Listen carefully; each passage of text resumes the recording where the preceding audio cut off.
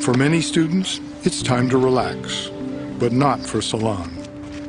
I'm on a schedule every day, Monday through Friday. I have somewhere to be, either class, get home, get my homework done, and get in bed, go to sleep. My schedule is very tight. Because at 10 o'clock, I need to be waking up to get ready to go to work. That's 10 o'clock p.m. Solange works the graveyard shift, as many as 48 hours a week.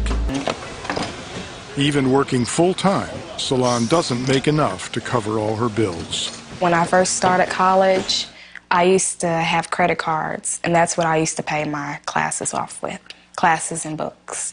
And I thought that I was going to be able to get those credit cards paid off, but it just got bigger and bigger, and the next thing you know, that card was maxed out, and I got another one in the mail. Between her credit card debt and loans, Solange could owe as much as $26,000 by graduation. And she's not alone. For 65% of American college students, going into debt is the new reality. It hasn't always been this way.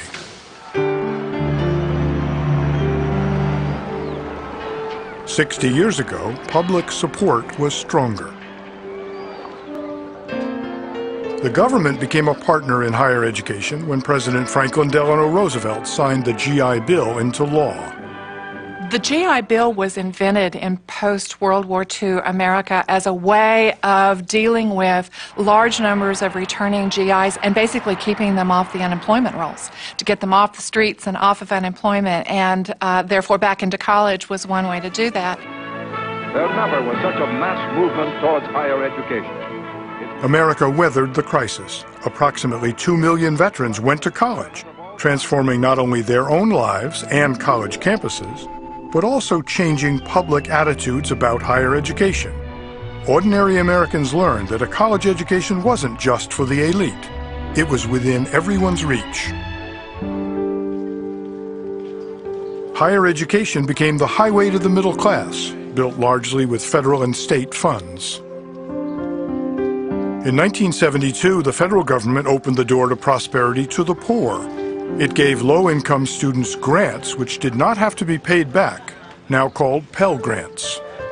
The federal Pell Grant program had about $3 or $4 billion in it, and it covered over 95% of the average tuition at a four-year public college or university.